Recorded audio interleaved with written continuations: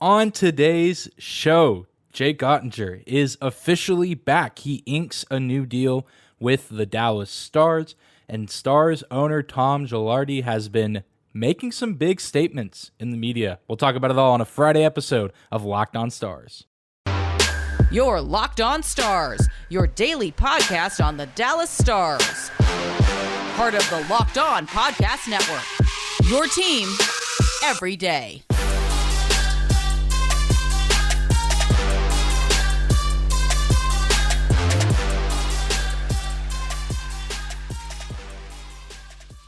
Howdy, Stars fans. Welcome back to the Locked On Stars podcast, the only daily in-season podcast covering your Dallas Stars, part of the Locked On Podcast Network, your team every day. I'm your host, Dane Lewis, your local expert on all things Dallas Stars hockey, credentialed member of the Dallas Stars media, coming to you on this Friday, September 2nd. We have NHL hockey back this month. Stars training camp right around the corner. Stars preseason games right around the corner. If that wasn't good news enough, Jake Oettinger officially back with the Dallas Stars for at least 3 more seasons. We'll get to that in just a second.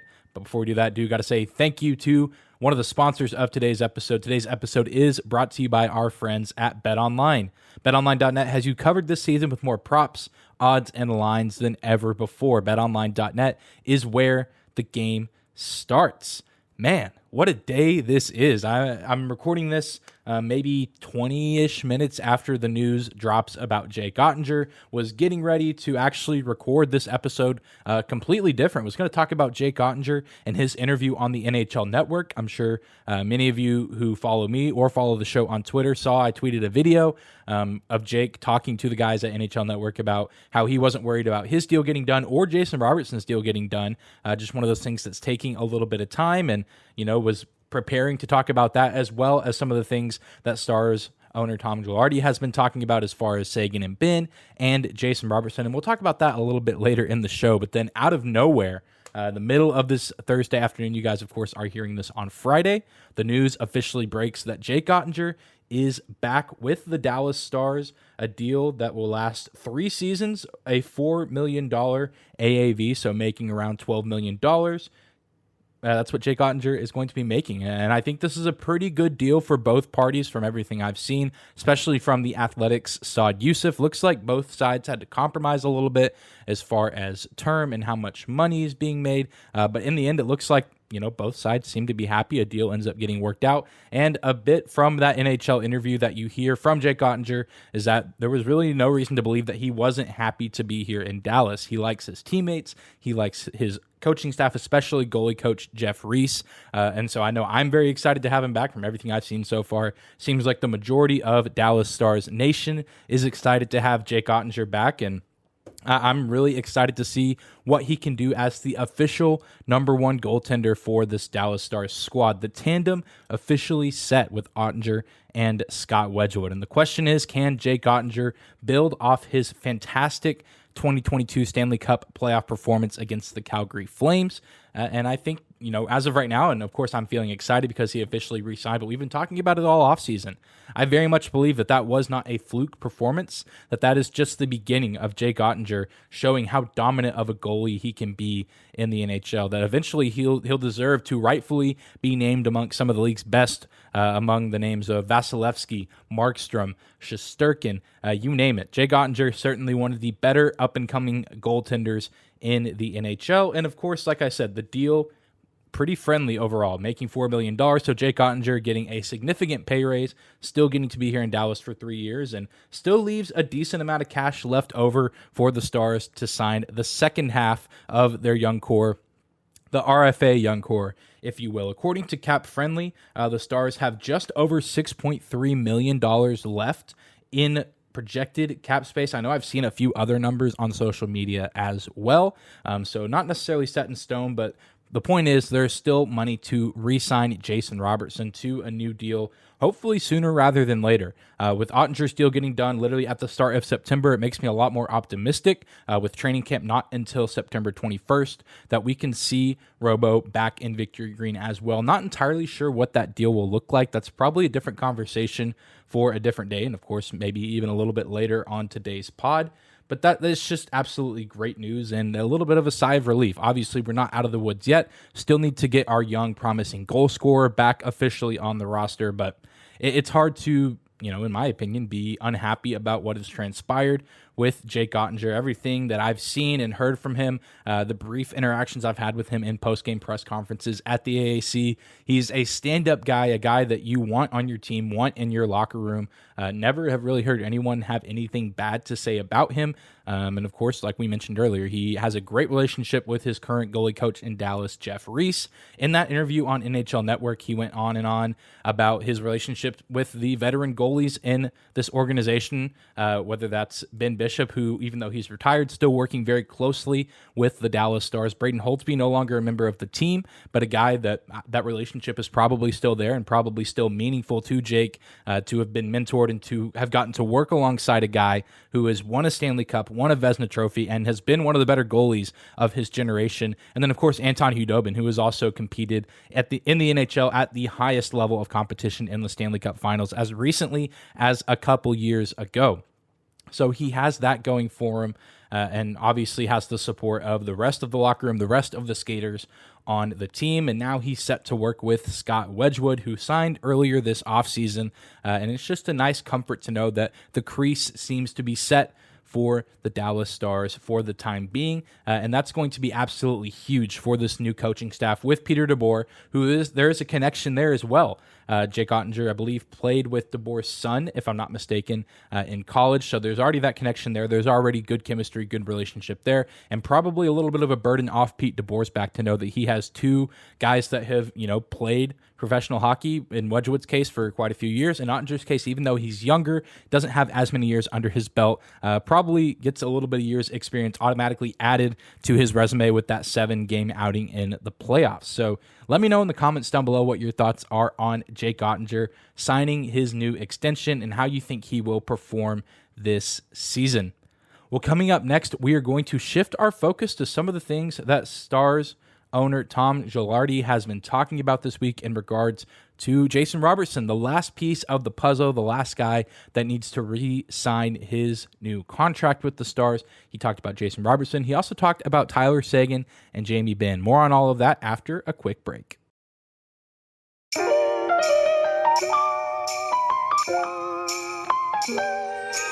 Today's episode of Locked On Stars is brought to you by BetOnline.net. BetOnline.net is your number one source for all your pro and college football betting needs and sports info this season. Find all of the latest football league developments, game matchups, news, and podcasts, including this year's opening week games. BetOnline is also your continued source for all your sports wagering information, including live betting, esports, and scores. The fastest and easiest way to check in on all of your favorite sports and events, including MLB, MMA, boxing, and golf. Head to the website today or use your mobile device to learn more about the trends and action happening around the sports world. BetOnline.net is where the game starts.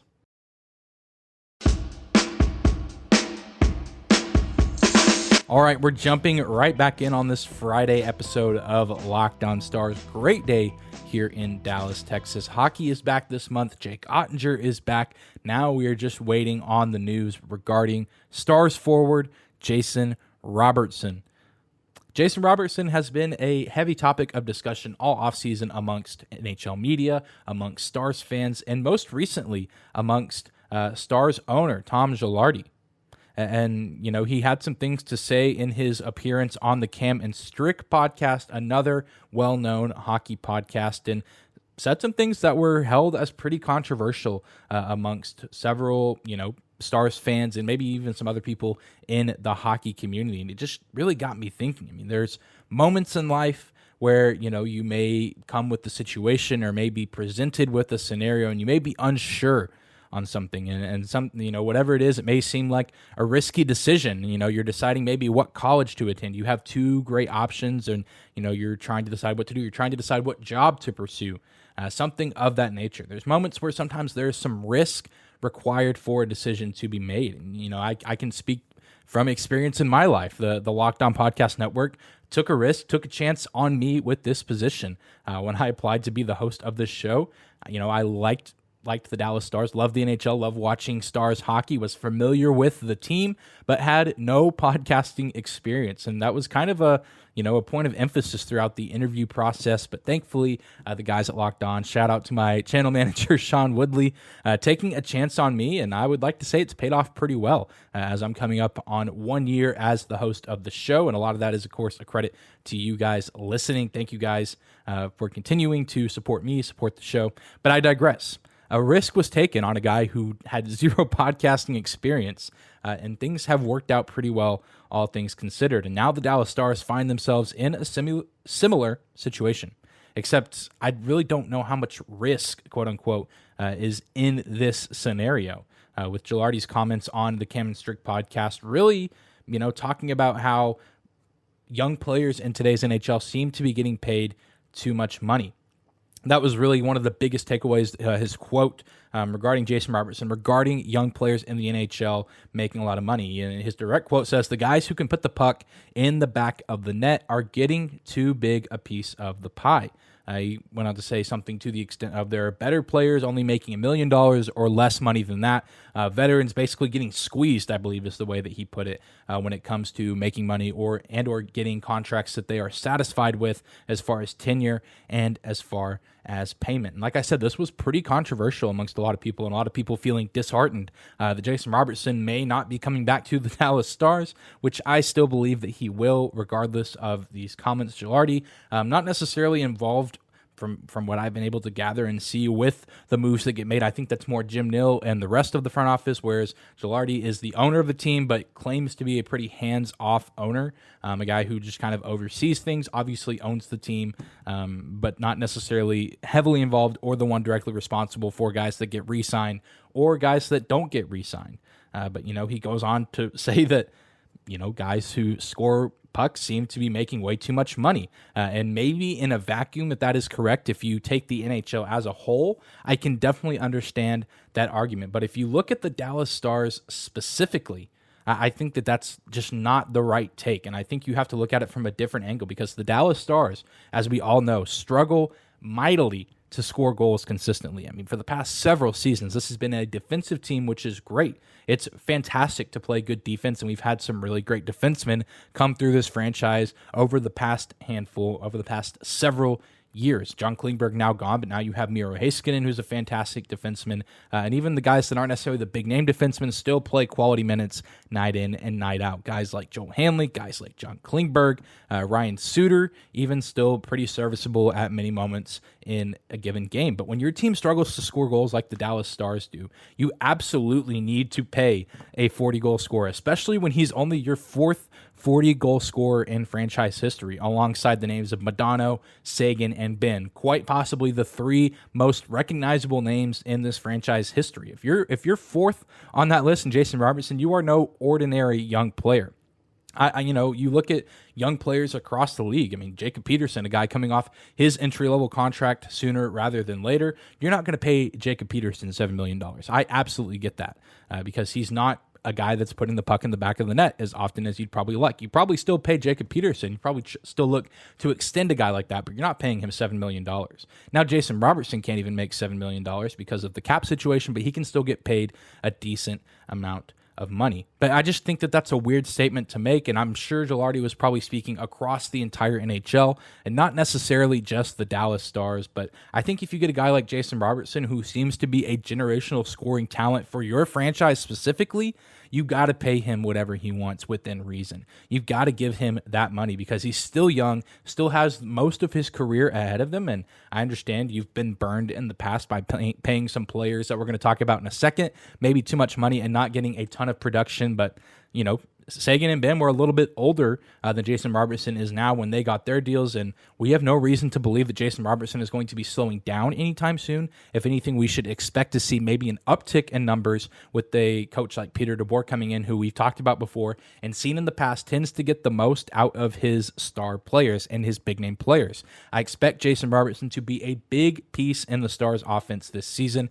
and I think that he is worth whatever amount of money that he wants, which probably is going to be most of the remaining cap space that the Stars have left to offer, which is fine by me because there's going to be a lot of turnaround next season, a lot of guys that will be free agents, and maybe even some guys that get traded and moved. I think that you just have to hold on to Jason Robertson, and then you do whatever you can next offseason to get a guy like Roope Hintz, who I expect to be a second or third most important piece in the offense behind Jason Robertson this season. I mean, you look at the Minnesota Wild, who paid Kirill Kaprizov $9 million after his entry-level contract, and it seems to be working out. Obviously, still most of that contract has yet to be played out, but you ask anyone on that Minnesota Wild front office or a Minnesota Wild fan, I'm sure that they are more than happy to be paying that kind of money to Kaprizov. And that's the nice part. We wouldn't even have to pay Jason Robertson $9 million. You can pay him, a little over $6 million or around that $6 million mark. And I think, you don't have to give him a max contract, a full 8-year deal. It can be a little bit of a bridge deal. But I just think if he's going to produce like that for this team that has historically not been great at putting the puck in the back of the net, I think this was an opportunity that you do not want to miss out on, and you do not want to make a mistake now or in the future that allows Jason Robertson to go to another team where his services are no longer benefiting the Dallas Stars. And, I think there's something to be said about spreading your money out and not overpaying young players. And obviously the Stars don't want to just give all their money to a select few players, whether that's Heiskanen, Oettinger, Robertson, Hintz, you name it. I mean, you do need to spread that money out and still get some really nice role players. We saw the impact of role players with the Colorado Avalanche this past season. But Jason Robertson is a very special case, and I think that he is worth pretty much any amount of money, again, within reason, that he would want, because he is a special player, and I think that if he puts the puck in the back of the net, he deserves a decent chunk of change. Well, coming up next, we will continue to talk about some of the things that Tom Gaglardi said on the Cam and Strick podcast earlier this week. We'll take a focus on what he had to say about Tyler Seguin and Jamie Benn after a quick break. Today's episode is brought to you by the NHTSA. It's never okay to drive stoned. If you feel different, you drive different. Drive high and get a DUI. It's never okay to drive stoned. You put yourself and others in danger. If you've been using marijuana in any form, do not get behind the wheel. If you feel different, you drive different. Do you think it's okay to drive stoned? The truth is your reaction times slow way down when you're high. You not only put yourself in danger, but everyone around you. Stop kidding yourself. If you've been using marijuana in any form, do not get behind the wheel. Are you one of those people who thinks it's okay to drive stoned? What's the worst that could happen? You end up driving below the speed limit? It's no big deal, right? You would be wrong. The truth is your reaction times slow way down when you're high, and you are not only putting yourself in danger, but everyone around you. Stop kidding yourself and tell yourself it's not okay to drive high. If you've been using marijuana in any form, do not get behind the wheel. If you feel different, you drive different. Drive high, get a DUI.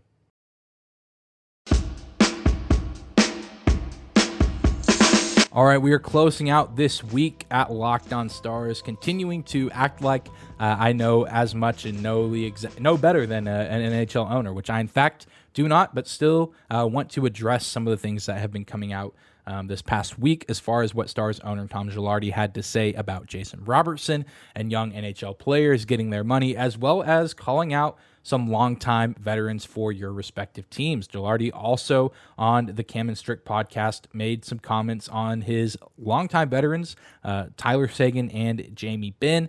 And, really has not been saying anything new. He came out and said what many of us have been saying a million times up to this point, saying they're taking up a quarter of the cap space and not producing enough. And, of course, those are the easy guys to point at and say, hey, these guys are taking up a ton of money because both of them making over $9 million a season and still with us. I believe Seguin still has 5 years left on his deal. Jamie Benn still has around 3 years left on his deal.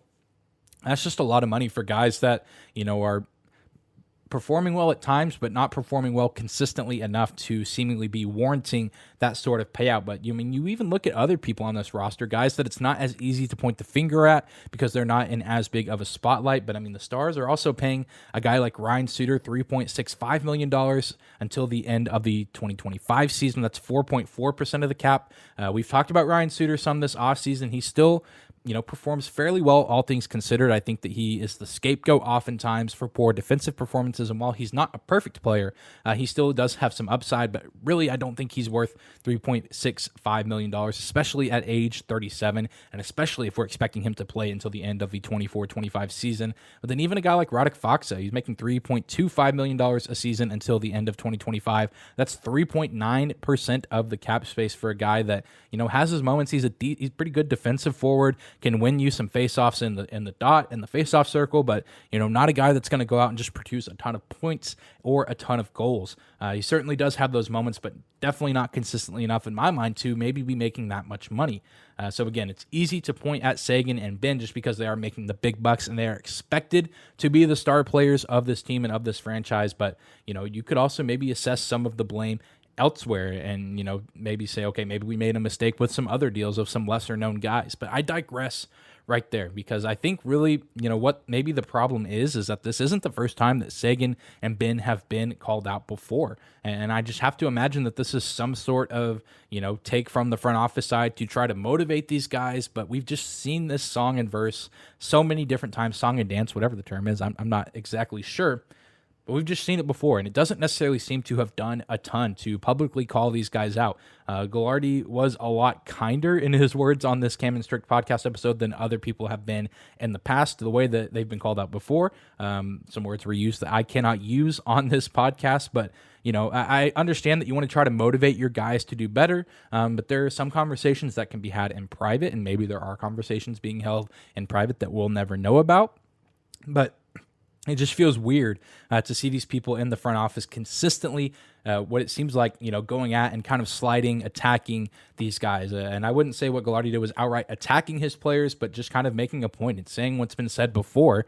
But it's like, what are we going to expect to change by you just making that comment? Are they going to be like, oh, the team owner said this, so, we're going to come out and, really try to put up big points because, it's just easier said than done, because both these guys, while we do want them to perform and put up really big numbers to help propel this team to a deep playoff run, like I said, much easier said than done, because now you have to factor in surgeries and injuries that each of them had over the past few seasons. Going back to when they signed their deals, maybe you don't pay them as much as you did at the time, although you can't anticipate injuries and surgeries and COVID and the things that have happened with these players over the past few seasons. It's just a risk you have to take, like we talked about earlier last segment with Jason Robertson. Sometimes you take a risk, and sometimes it pays off, and sometimes it comes back and bites you. And, we're stuck with these guys. I say stuck as if they're just god-awful players, which they're absolutely not. They're still good players that can contribute. We just need to see it a little bit more consistently.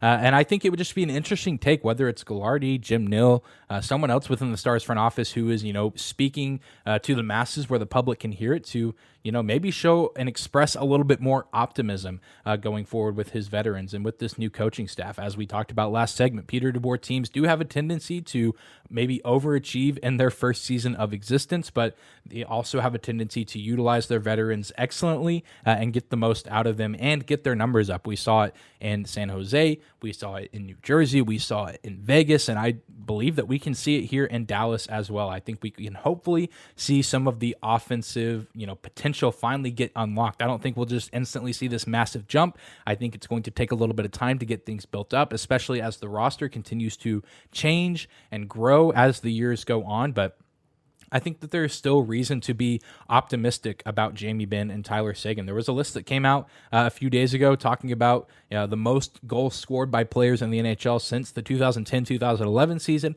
and Jamie Benn was ninth on that list with 329. Joe Pavelski also on that list, sixth place with 363 goals, although most of those were scored with the Sharks. But I digress. I still think that there is reason to believe in and be optimistic for Tyler Seguin and Jamie Benn.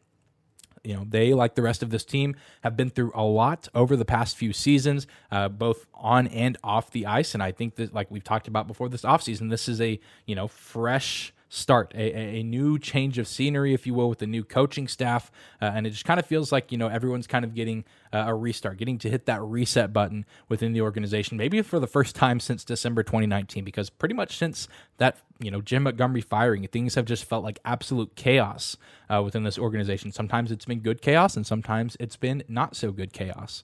But hopefully this year provides a little bit of a clean slate, a clean sheet of ice for these guys, and they can go out and have healthy and productive years for this team. Give the coaching staff and the team a little bit of a boost of confidence going into the season if you were in the front office. They've done that. They went out and got this new coach, got a new coaching staff.